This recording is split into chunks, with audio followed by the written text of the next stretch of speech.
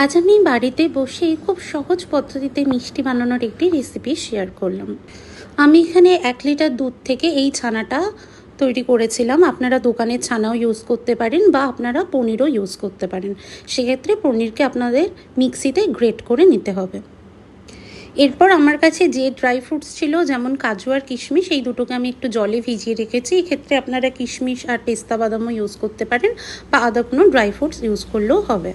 ছানা থেকে জল ঝরে যাওয়ার পর এটাকে একটি প্লেটে নিয়ে হাত দিয়ে ভালোভাবে 5 থেকে 10 মিনিট এটাকে ম্যাশ করবেন।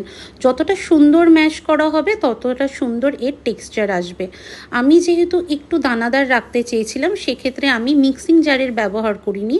আপনারা এটা মিক্সিতে একদম ব্লেন্ড করে নিতে পারেন, তাহলে যে সন্দেশ বা মিষ্টির টেক্সচার দোকানে যেমন মাখা সন্দেশ পাওয়া যায় বা কালাকাত পাওয়া যায় তার মতো অনেকটা হবে।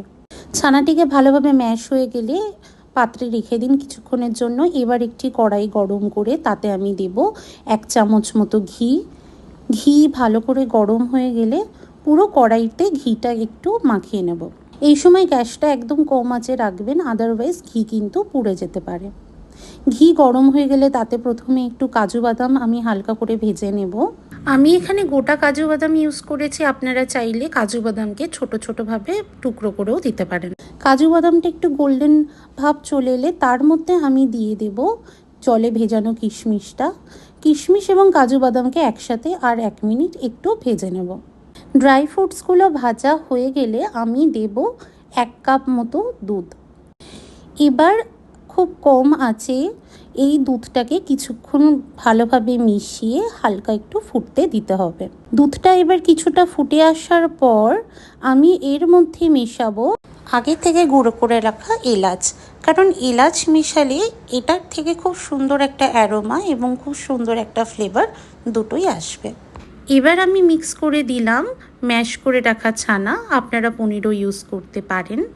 এক্ষেত্রে মনে রাখতে হবে যাতে গ্যাসের আঁচ খুব কমই থাকে বা ম্যাক্সিমাম মিডিয়াম ফ্লেমে থাকে, আদারওয়াইজ এটা নিচে থেকে লেগে যাওয়া বা পুড়ে যাওয়ার সম্ভাবনা থাকে।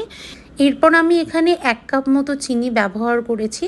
চিনিটা আপনি দুধ গরম হওয়ার সাথে সাথেও ইউজ করতে পারেন, এক্ষেত্রে আমি একটু পরেই ব্যবহার করেছি। আপনি চিনির বদলে অন্য কোনো সুইটনারও ইউজ করতে পারেন। এবার এই মিক্সচারটিকে খুব ভালোভাবে আপনাকে নাড়াচাড়া করে মিক্স করে নিতে হবে। আমার ফ্যামিলি একটু বেশি মিষ্টি পছন্দ করে, সেই জন্য আমি চিনির বদলে এখানে একটু কনডেন্স মিল্ক দিয়েছি।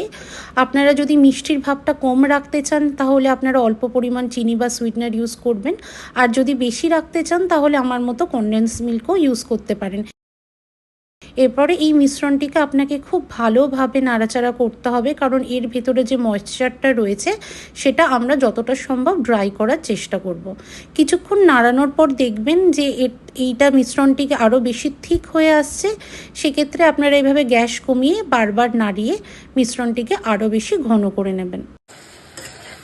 দেখতেই পাচ্ছেন মিশ্রণটি আগের থেকে অনেকটা ঘন হয়ে এসছে এবং এর ভেতরে যে ময়েশ্চারটা ছিল সেটা আগে থেকে অনেকটাই কমে এসেছে।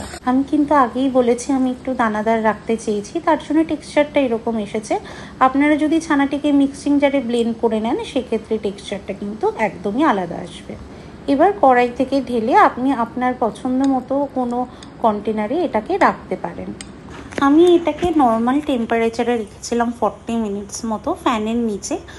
এরপরে আমি এটাকে রেফ্রিজারেট করেছি প্রায় 2 ঘন্টা। এবার ফ্রিজ থেকে এটা বের করে নেওয়ার পর আপনার পছন্দ মতো শেপে এটাকে কেটে নিন। তৈরি হয়ে গেল দোকানের মতো সন্দেশ। এই ছোট্ট ভিডিওটা ভালো লাগলে নিশ্চয়ই আমাকে কমেন্টে জানাবেন, কেউ ট্রাই করে থাকলেও জানাবেন। আর যদি কেউ এর সাথে কোনো টিপসও আমাকে দিতে চান আরও কীভাবে বানানো যায় ঘরে মিষ্টি, সেটাও আমাকে নিশ্চয়ই জানাবেন। সবার জন্য রইল অনেক ভালোবাসা। Take care.